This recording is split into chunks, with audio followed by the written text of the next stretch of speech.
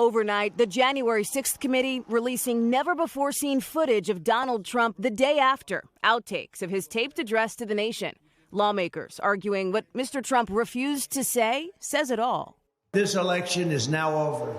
Congress has certified the results. I don't want to say the election's over. I just want to say Congress has certified the results without saying the election's over, okay?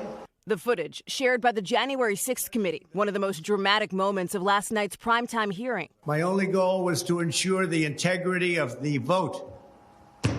Committee members also painting a damaging picture of what they describe as Mr. Trump's dereliction of duty during the Capitol attack, revealing he watched coverage of the violence unfold for hours from a dining room near the Oval Office.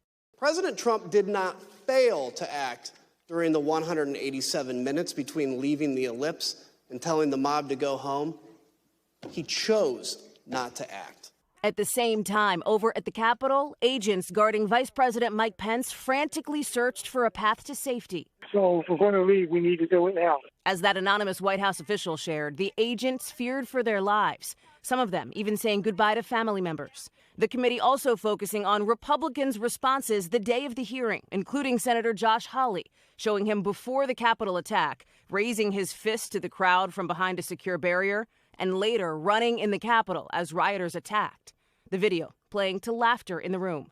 But the committee focusing primarily on Mr. Trump, also laying out how aides say the former president never made a single call to law enforcement or the military for help. One former press aide testifying then President Trump had given a green light to the violence. He should have been telling these people to go home and to leave and to condemn the violence that we are seeing. Mr. Trump overnight accusing that witness, Sarah Matthews, of, in his words, clearly lying during her testimony. Republican Vice Chair Liz Cheney ending the night with a powerful question for all Americans. Can a president who is willing to make the choices Donald Trump made during the violence of January 6th ever be trusted with any position of authority in our great nation again?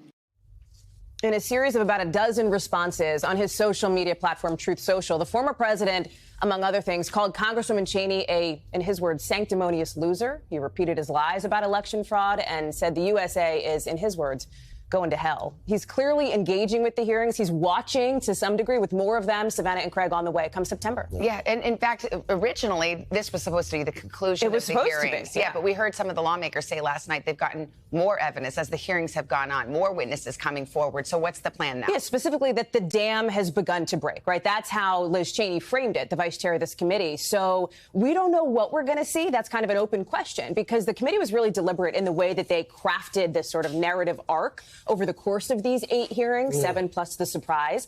We're not sure what that's going to look like in September. We do know that they're getting more witnesses. They're issuing more subpoenas. They've got a lot more information coming in. And so they've ended other hearings with cliffhangers. This is a big cliffhanger, too. All right. Hallie, thank you. Appreciate it.